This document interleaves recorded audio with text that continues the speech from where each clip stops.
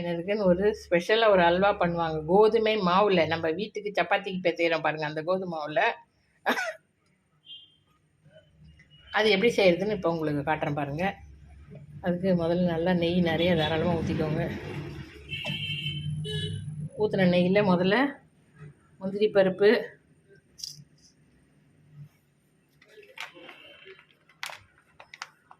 வெள்ளரி விதை, சாரப்பருப்பு, கிஸ்மிஸ் பழம். இது நான் கொஞ்சம் கட் பண்ணிக்குவேன். அப்படியே போட்டோம்னா முட்டை முட்டையாக ஒரு மாதிரி கரையல்னு ஆகிடும். அதுக்காக இந்த மாதிரி கட் பண்ணி போட்டுனே நல்ல டேஸ்ட் இருக்கும். வறுத்து எடுத்துக்கணும். இப்போ இந்த நெய்லியே பாருங்க,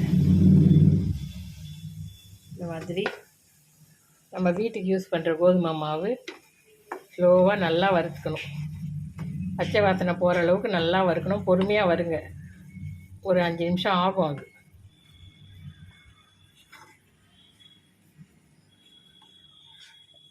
உங்களுக்கு தேவையான அளவுக்கு ஏற்ற மாதிரி கொஞ்சம் அளவு அதிகமாக போட்டுக்கலாம்.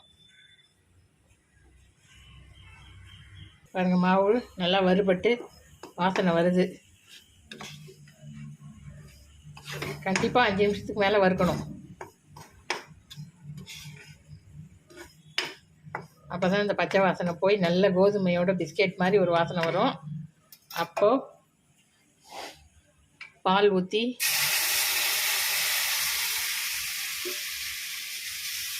நல்லா அல்வா மாதிரி கிண்டிடணும். அதே கிண்டி தானாக வந்துக்கும்.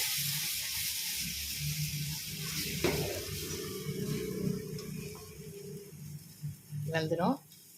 இப்போ இதில் சர்க்கரை தான் போடுவோம் நாங்கள்.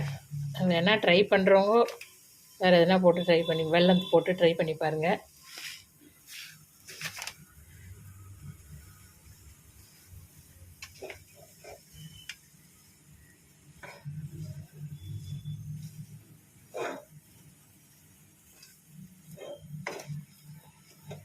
சர்க்கரை போட்டு கிண்டும்போது அது நல்லா இலகி உருண்டு திரண்டு தானாக வரும்.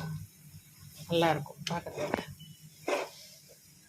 அதுக்கப்புறம் ஏலக்காய் தூள் போட்டுட்டு இந்த முந்திரி திராட்சை வறுத்து வச்சுருக்கோம் இல்லையா, அதை போட்டு இன்னும் கொஞ்சம் நெய் ஊற்றணும். நெய் கொஞ்சம் நிறைய குடிக்கும். அப்பப்போ ஊற்றி நல்லா கிளறி விட்டுக்கும். அது பாருங்கள், சும்மா ஒரு 2 நிமிஷத்தில் வேணால் திரண்டு வந்துடும். ஒன்றும் பயம் கிடையாது. ஏலக்காய் தூள் போட்டாச்சு. நல்லா பரட்டி விட்டுட்டு இப்போ நம்ம வறுத்து வச்சுருக்க முந்திரி திராட்சையை போட்டு பூஜைக்கு வைக்க வேண்டியது தான். பாருங்கள், சூப்பராக ரெடி ஆகிடுச்சு. மறக்காமல் சேனலை சப்ஸ்கிரைப் பண்ணிக்கோங்க. வணக்கம்.